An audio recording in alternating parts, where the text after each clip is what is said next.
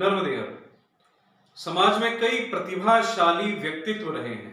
बीते कुछ वर्षों में कई प्रतिभाओं ने अपनी प्रतिभा से नए आयाम हासिल किए, जिनके अपने अपने विशिष्ट कार्य रहे, उनकी योग्यता रही। उन्हीं में से एक विशिष्ट व्यक्तित्व की हम आज बात करने जा रहे हैं। वो है डॉक्टर राधा कृष्ण पाराशर। डॉक्टर पाराशर क्रांतिवीर थे, बहुआयामी प्रतिभा के धनी थे। स्वतंत्रता समर में भी इन्होंने भाग लिया था। डॉक्टर पाराशर का जन्म वर्तमान के हरदा जिले के घोगड़ा नामक गांव में हुआ और बहुत छोटी सी आयु में इनकी लगन जो थी, देश के प्रति, शिक्षा के प्रति जो इनकी लगन थी, उस लगन के कारण इन्होंने बहुत छोटी सी आयु में अपना घर छोड़ दिया और ट्रेन में बैठकर बनारस चले गए। मेरे पूज्य पिताजी डॉक्टर राधा कृष्ण पाराशर, जो कि पंडित राधा कृष्ण पाराशर के नाम से भी विख्यात हुए, सन 1913 में उनका जन्म हुआ। तहसील की होशंगाबाद ज़िले की हरदा तहसील में एक छोटा सा गांव हुआ करता था, आज भी है, घोंगड़ा। और घोंगड़ा के पास में एक थोड़ा सा बड़ा टाउन था, सिराली। वहाँ उनका बर्थ हुआ 1913 में।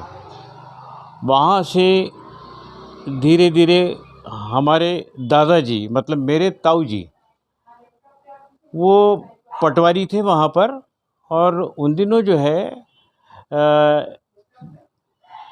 गोंड महाराजा थे, विजय शाह साहब, जो आजकल मंत्री हैं, उन्हीं के पिताश्री वो महाराजा हुआ करते थे और हम उनके माफ़ीदार थे।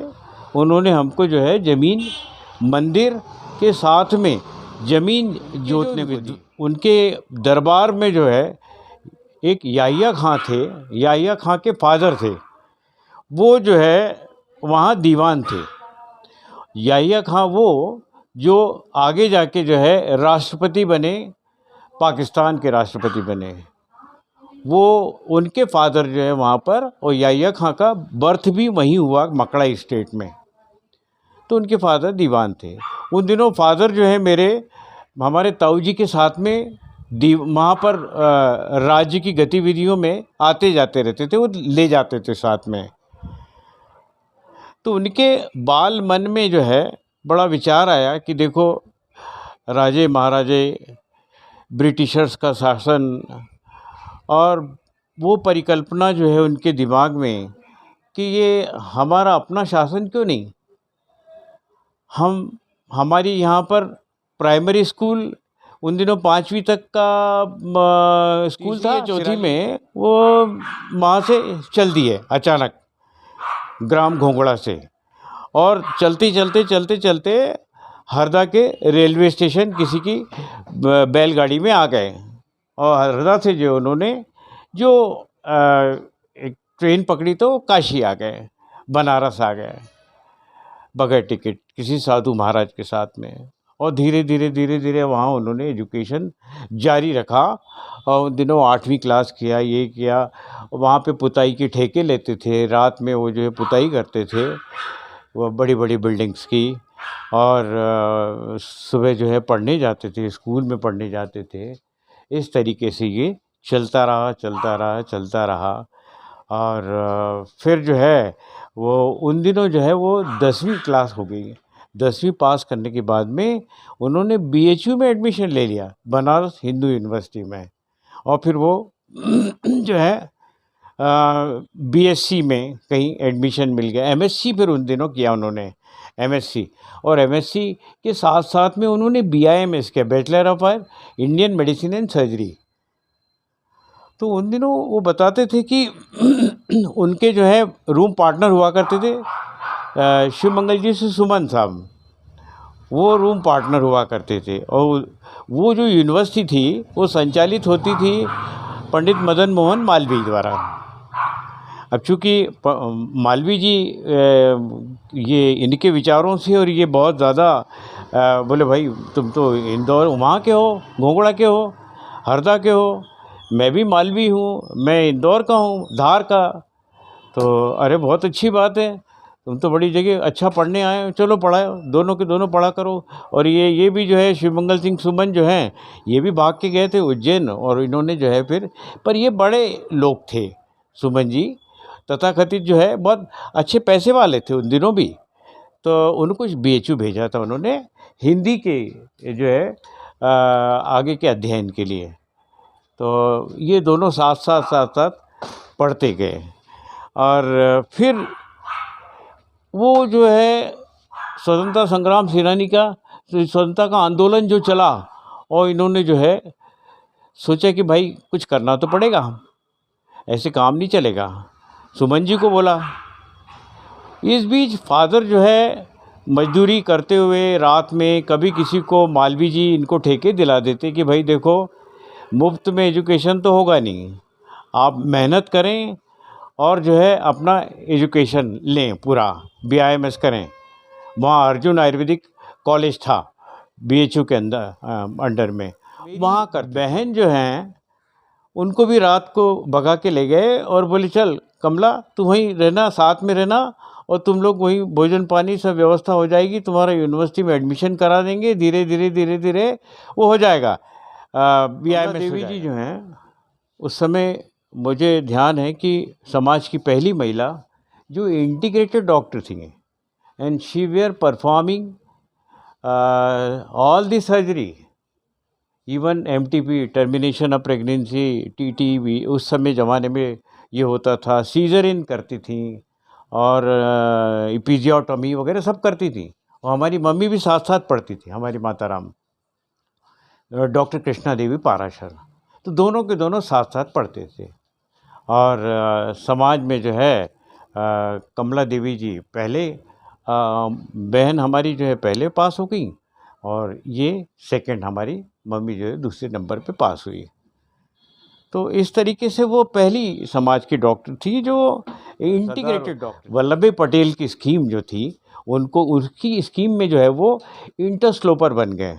उन्होंने बोला तुम ऐसा करो, बर्मा, रंगून जाओ, अलग अलग लोगों को भेज दिया, साउथ अफ्रीका भेज दिया, और उस समय ये शायद जोहान्सबर्ग रहे, किम्बरले रहे, जोहान्सबर्ग रहे, और रंगून में रहे, और वहाँ से गिरफ्तार हुए रंगून में इंटरस्लोपिंग करते हुए। उन दिनों कोई भाषा हुआ करती थी इनकी, उस पर जो है आधे वहाँ सारे संदेश दिया करते थे ये लोग, जासूसी।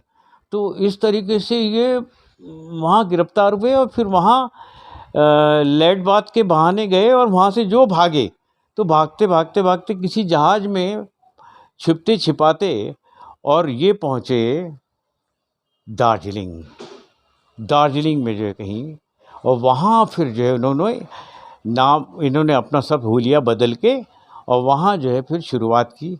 तो वहाँ सर गोयनका का हॉस्पिटल था, आयुर्वेदिक हॉस्पिटल, उसमें इंचार्ज रहे। उन्होंने पूछा भाई कहाँ रहते हो, क्या है, तो बोले साहब मैं आयुर्वेदिस्ट हूँ, ये है, और आपका चैरिटेबल हॉस्पिटल संभालूंगा, आप जो देंगे वो ले लूँगा। धीरे धीरे इतने फेमस हुए, इंटीग्रेटेड ग्रेजुएट थे ही, और इतने फेमस हुए कि वहाँ फिर जो है मेयर का चुनाव हुआ, तो मेयर निर्वाचित हुए वहाँ पर दार्जिलिंग में, काठमांडू में। मेयर आज भी उनकी पट्टिका जो लगी है उसमें उनका नाम है पंडित राधा कृष्ण पाराशर फला संचय। घंटा घर था, वहाँ पे भी जो है झंडा लगाने के चक्कर में उनको खूब मारा पीटा और जेल में बंद कर दिया, हरदा में। वहाँ से भागे, फिर बोले बनारस ही चलते हैं, वहाँ भी सब ऐसे उत्पात मचाए, तो उनको फिर 18 महीने के लिए जेल में भेज दिया। तो मदर फादर तो आयुर्वेदिक कॉलेज की, नए आयुर्वेदिक कॉलेज की स्थापना की, अष्टांग आयुर्वेदिक कॉलेज, जिसको इंदौर यूनिवर्सिटी में से जो है एफिलेटेड किया, जहाँ आयुर्वेद विज्ञानाचार्य का कोर्स चलता था, डिप्लोमा, वहाँ जो है BMS bachelor of Ayurveda with modern medicine and surgery, Indore university से एफिलेशन लिया, और फिर एफिलेशन करके और वो खुद प्रिंसिपल बने। फिर गवर्नमेंट को दे दिया कि भाई गवर्नमेंट जो है इसका सारा सब कुछ, सारे जो है बड़े बड़े लोग जो है उनके माने राजस्थान में, उत्तर प्रदेश में और मध्य प्रदेश में doctor Radhakrishna Parashar integrated graduate जितनी भी हैं, bachelor of Ayurveda with modern medicine surgery वाले सारे लोग जानते हैं। भुवान्या के, मालवा के तो अपना है, मालवा का है, निमाड़ का है, चल एडमिशन ले। उन्होंने अपने हाथ से अपने जो सैलरी मिलती थी उसमें ही जो है उन्होंने उनकी फ़ीस भरी और जो है वो इस तरीके से सारा सब कुछ करते चले आए। और आज हमको बड़ा गर्व है कि वो जो है हमारे पिता, और जो है पिता तो थे ही, और इतने बड़े जो है स्वतंत्रता संग्राम सेनानी। तीसरा, उन्होंने 8 किताबें ऑल ओवर वर्ल्ड लिखी। एक जेमोलॉजी, रत्न विज्ञानम, जिसका लैटिन लैंग्वेज में प्रकाशित हुआ, और एक रशियन लैंग्वेज में प्रकाशित हुआ। और रशियन लैंग्वेज में उस ज़माने में उनको 40,000 रूबल प्राइज़ मिला था, जो उन्होंने ग्रंथ अकादमी को दे दिया दान, कि ये ग्रंथ जो अकादमी हैं ये अच्छे अच्छे ग्रंथ छापे, अच्छी किताबें छापे, इनको पैसे की कमी ना हो, इसलिए उन्होंने वो दान कर दिया। तो और दूसरी किताब वीर सिंहावलोकनम। तीसरा जो है रत्न विज्ञान का जो है जो प्रीफेस लिखा है वो सीवी रमन साहब ने लिखा है। साइंटिस्ट जो है रमन साहब हैं, उन्होंने उसका लिखा, और वो बड़े प्रभावित थे फादर से कि आपने जो है पहली बार मेरे को डायमंड जो है फ्लोट करके बताया, कि पानी में फ्लोट करता है डायमंड, ये पहली बार मैंने जाना। तो बहुत प्रभावित हुए और उन्होंने प्रीफेस लिखा उसका। एक वृक्ष विज्ञानम है जो मदर फादर दोनों ने लिखा है, उसका विनोबा भावे ने जो है प्रीफेस लिखा है। इस तरीके से 7 किताबें हैं ऑल ओवर वर्ल्ड। कुछ किताबें ज्योतिष की हैं जो कुछ छप नहीं पाई, है ना, अधूरी रह गई। कुछ ज्योतिष की भी छपी हैं, एस्ट्रो मेडिकल साइंस पे किताब जो है। एक राजा वीर सिंह तोमर की जो ग्वालियर का किला, तो तोमर ख़ानदान पर बहुत अच्छी किताब लिखी उन्होंने। उस समय जो चिकित्सालय क्या काम करते थे, चिकित्सालय कैसे इस्टेब्लिश होते थे, ये सारा सब कुछ जो है, तो वो सारी जब किताबें बहुत उनको बड़ा शौक़ था, केवल जो है पढ़ने लिखने का ही।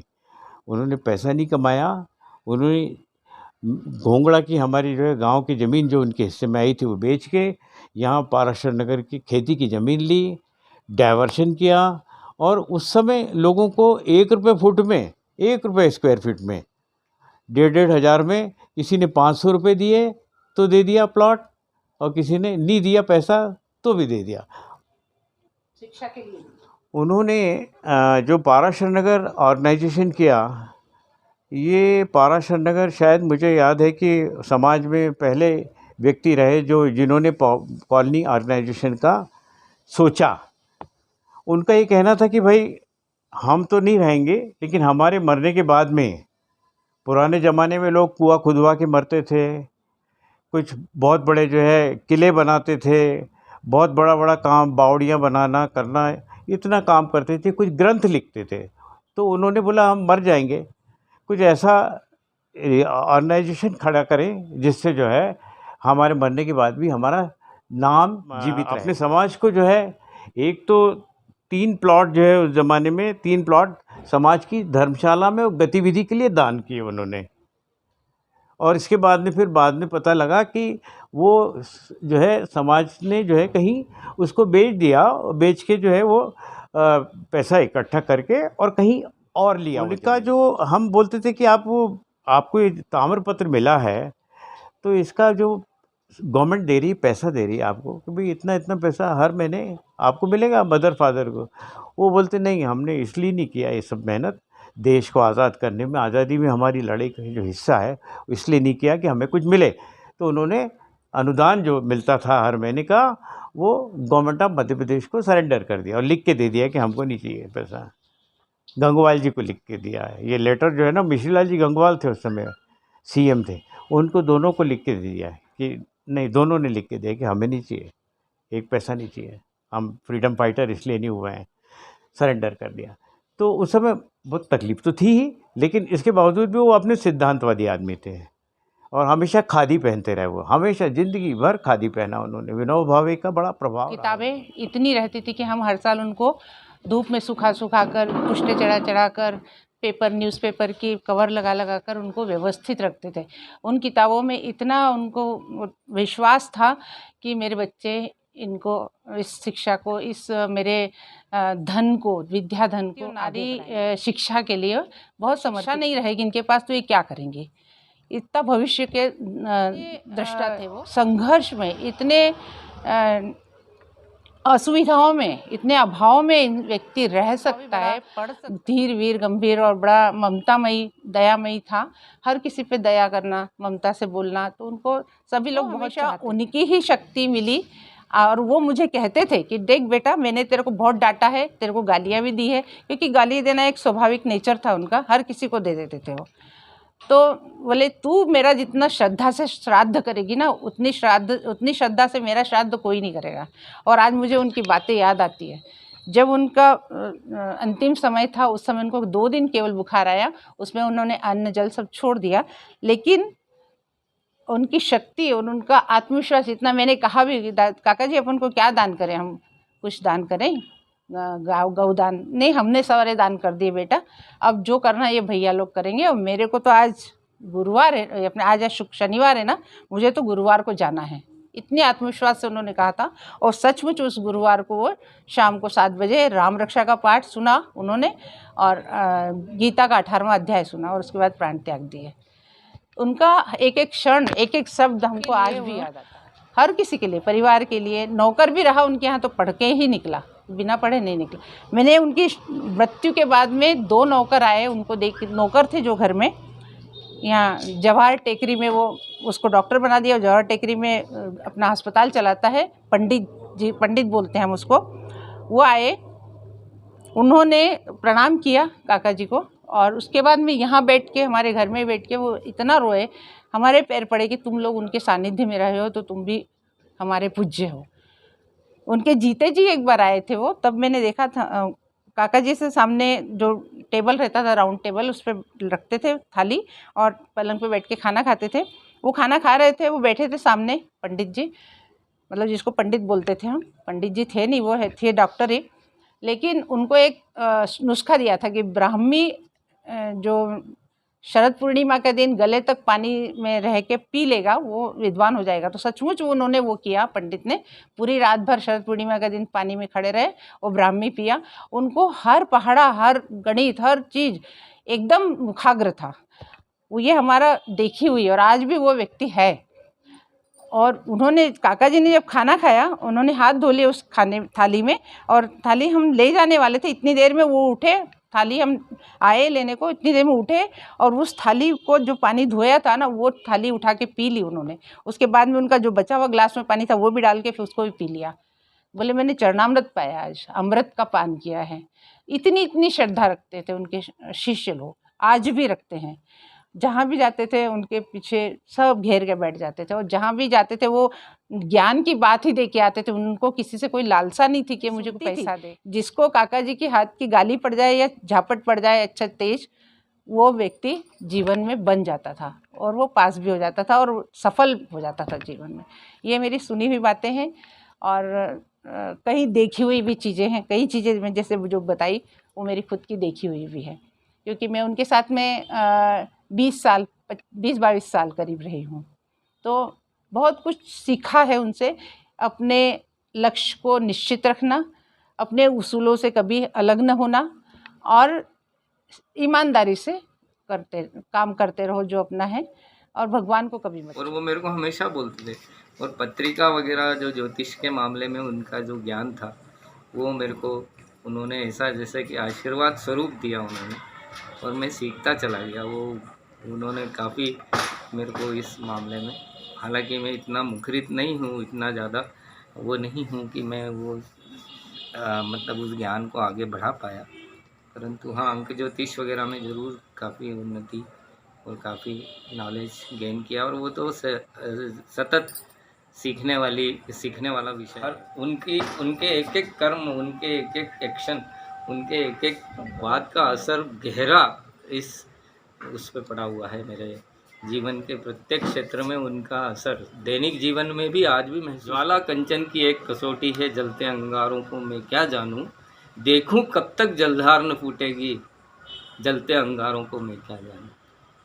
देखूं कब तक जलधार न फूटेगी, मैंने मन को मरुभू पर बोया है। ये उस व्यक्ति के शब्द हैं और अपनी पत्नी को लेटर लिख रहा है। वो हमारे पापा हमारी मम्मी को लेटर लिख रहे हैं और उसको एलोबरेट किया उन्होंने कि कंचन रूपी पुत्र में जो विकृतियां आ गई हैं उसको ठीक करना है। ये इसलिए लिखा है, देखूं कब तक जलधार न फूटेगी, मैंने मन को मरुभू पर बोया है। ये इसलिए लिखा है मैंने। जॉर्ज बर्नार्ड शॉ का मैंने जीवनी पढ़ा, उनका जीवन वृत्तांत। तो उसमें यह था कि जॉर्ज बर्नार्ड शॉ के फादर की जब डेथ हुई तो जॉर्ज बर्नार्ड शॉ जब उनके फादर की लाश के पास में गए, उनकी जो शव था उनके पास में गए और डेड बॉडी को एम्ब्रेस किया उन्होंने, और उन्होंने ये बोला कि father I couldn't do it when you were alive, कि वो जब जिंदा थे तब वो ऐसा नहीं कर पाया मैं, बट उनको इतना वो था। तो मैं उससे इतना प्रभावित हुआ उस बात से कि मैं मेरे फादर को रोज़ पप्पी देता था एक जाके, मतलब उनके बिस्तर पे जाके कुछ भी हो जाए मैं उनको एम्ब्रेस करता था। और फिर जब बहुत दिन हो गए, 1-2 महीने हो गए, वो बोलता था तुम में इतना बदलाव कैसे है बेटा, ये सब चीज़ें। मैं कहता था कि पिताजी मैंने ये भाव पढ़ा और मैं उस क्षण को नहीं खोना चाहता जो बर्नार्ड शॉ। शासकीय स्वशासी अष्टांग आयुर्वेद महाविद्यालय चिकित्सालय लोकमान्य नगर इंदौर सन 1972 में शासनाधीन लिया गया। उसमें पूर्व महाविद्यालयों के प्राध्यापक, स्टाफ सभी को मर्ज किया गया, जिनके अंदर स्टाफ के लोगों ने, जैसा मुझे बताया है, डॉक्टर पाराशर भी थे और उनके द्वारा महाविद्यालय में सर्वोत्तम सेवाएं दी गई, जो समाज और विशेष रूप से आयुर्वेद चिकित्सा के लिए महत्वपूर्ण योगदान रही हैं। उनके द्वारा जो उनके परिवार के जनों द्वारा बताया गया है कि उनके द्वारा बहुत सी पुस्तकें भी लिखी गई हैं जो आयुर्वेद अध्येताओं को अपने आगे के चिकित्सकीय जीवन में उपयोगी साबित हो सकती हैं। डॉक्टर पाराशर 83 वर्ष की अल्प आयु में इस धरती को, इस जीवन को विदा कर गए, मगर पीछे छोड़ गए वो बहुत सारा ज्ञान, वो बहुत सारा बच्चों के लिए, बहुत सारे आयुर्वेदिक डॉक्टरों के लिए एक पैथी, एक इलाज करने का तरीका। डॉक्टर पाराशर एक बच्चों के लिए एक विश्वास छोड़ कर गए हैं